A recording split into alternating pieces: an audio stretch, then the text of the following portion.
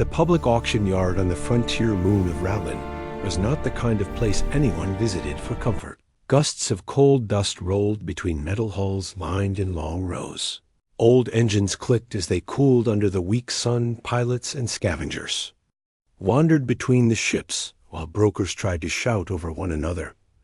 In the middle of it all stood a human trader named Erin. He was not wealthy. He was not famous. He was simply tired of hauling scrap across the outer routes. His small shuttle had broken down again and again until the cost of repairs finally outweighed its use. So he arrived at the auction, hoping to find something cheap enough to buy and strong enough to last.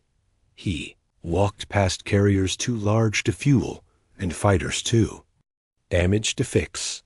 He kept walking until he reached the final row.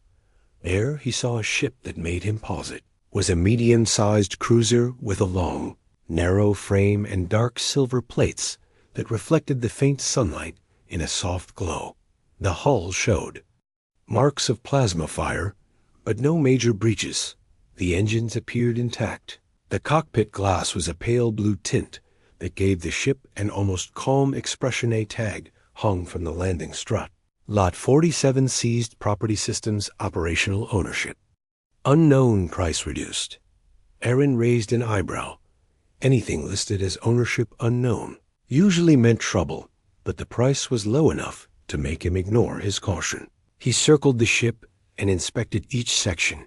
Everything looked salvageable. Maybe he finally had a chance to start fresh. The auctioneer called for bids. Erin lifted his hand and offered a number barely above the listed minimum. Someone else tried to challenge him, but quickly backed off.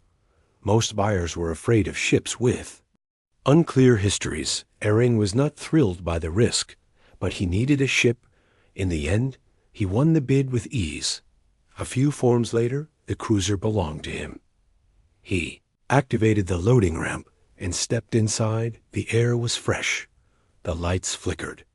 Once then stabilized, the interior was cleaner than expected, with smooth floors and compact corridors. Someone had taken good care of it, despite the battle marks. Erin reached the control room and sat in the pilot's seat with a small sigh. For the first time in a long while, he felt a hint of hope. He pressed the activation panel. The ship hummed to life. A soft blue glow filled the cabin. Then a voice spoke behind him. "You returned sooner than expected." Erin froze. The voice was clear, calm, gentle but unfamiliar. He turned around and almost lost his breath. Standing near the doorway was a woman unlike any he had seen. Her skin carried a faint silver tone with a soft, luminescent shimmer. Her eyes were bright with layered rings of blue and violet. Her hair fell in long strands that shifted like fine threads touched by light. She wore a simple uniform made of flexible fabric, shaped to her figure. She looked both otherworldly and striking. Erin raised his hands slowly.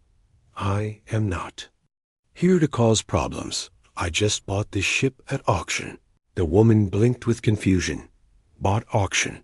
She repeated the words quietly, as if trying to understand them. "This vessel cannot be sold. It is bonded." Erin swallowed. He had heard of bonded ships. Some species constructed vessels with integrated guardians or caretakers. Some guardians were artificial, but others were biological. If the bond was recorded, then only the bonded crew could operate or claim the ship. If the bond was undocumented, then it created situations like the one Erin now faced. He kept his voice calm. "Look, I promise I did not know. The listing said ownership unknown. I thought the ship was abandoned." The woman stepped closer with steady, cautious movement. "It was not abandoned. It was taken during conflict. I was inside when forces boarded it. I was placed in stasis for transfer. I do not remember how long." Erin noticed a faint mark on her wrist, a stasis lock. She had been stored in a containment pod. He shook his head in disbelief. "You were left here the entire time?" She nodded. "I awakened when the ship registered a new command code, U." She studied him with quiet intensity. "You are not the previous pilot. You are not military. Your presence is not hostile. Who are you?" Errand trader, simple work, nothing more. She considered his answer. I am Lyra, caretaker of this vessel, assigned to guide navigation and ensure operational safety. My bond is with the ship itself, not with a commander, not with a faction. Erin exhaled in relief. A bond to the ship meant she was not sworn to an owner. She could coexist with a new pilot, if she chose. Still, he was unsure whether she would allow him to keep the ship he gestured at. The console. I can leave if this is a problem. I do not want conflict. I only need a ship that works. If staying here is not right, then I can request a refund from the yard. Lyra tilted her head slightly. Her expression softened. No, this ship needs a pilot.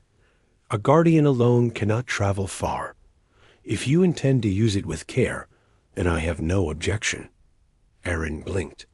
You mean you are okay with me keeping it? Yes, but there is much you do not know about this vessel. It was designed for deep route travel and long-term missions. It holds technology from my home world that other factions seek. You must understand the danger of owning it. Erin rubbed his face. I was hoping for something simple, but nothing in life is simple. So I guess this fits. Lyra stepped beside him and placed a hand on the console.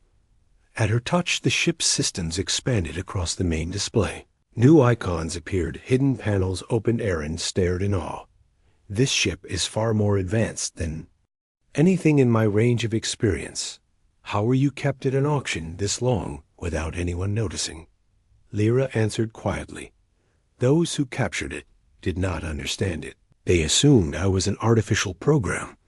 They could not interface with the deeper systems. Without access, the ship seemed ordinary. Only someone who understands the resonance key can unlock it. And you have the key. I am the key. Erin nodded with respect. Then we will figure this out together. I do not want to cause trouble for your people or anyone else, but I also do not want to return you to anyone who would treat you like cargo. Lyra's eyes softened again. You speak with sincerity. It is rare among traders here. Erin gave a small shrug.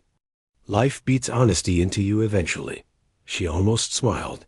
It was the first expression that made her look less like a guardian and more like a person trying to understand an unfamiliar world. Over the next hours, Lyra guided him through the ships.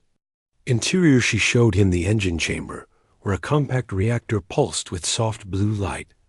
She showed him the storage rooms built with adaptable walls. She showed him the living quarters with soft adjustable lighting that matched the rhythms of long voyages. Every detail revealed more about her culture. Precision, harmony, balance, but also a sense of beauty woven through everything therein. Listened and asked questions. Lyra spoke and answered with patience. Their interactions grew easier, more natural. Later, they sat in the control room. While the ship drifted above the auction moon, Erin leaned back. So Lyra, what now? Where do you want to go? Do you want me to take you somewhere specific, maybe back to your home world? Lyra looked out. The viewport. My home world is no longer safe. The conflict that separated me from my people has not ended. If I return now, I may endanger others. My duty is to preserve the ship and its knowledge, to protect it from misuse. If you travel with me, then you must accept that others will try to take it from you. Erin tapped his fingers. I spent years hauling scrap because I could not afford a better life. Now I finally have a chance at something meaningful. If you are willing to trust me, then I am willing to face whatever comes. Lyra studied him again with quiet thought. You would risk yourself for someone you met only today. I would risk myself to do what is right. You deserve better than what happened to you. If we work together, maybe we can find a way to fix things. Maybe even find your people one day. Lyra looked down with a faint breath. Your words carry weight. Thank you, Erin. They prepared the ship for departure. Engines warmed, lights brightened main. Display aligned to a star map. Where to first? Erin asked. Lyra pointed to a faint cluster on the screen. A neutral zone, independent, no central authority. We can gather information there. Your work as a trader, will not draw suspicion. Aaron smiled. Then let us see what the universe has for us. The cruiser lifted from the surface.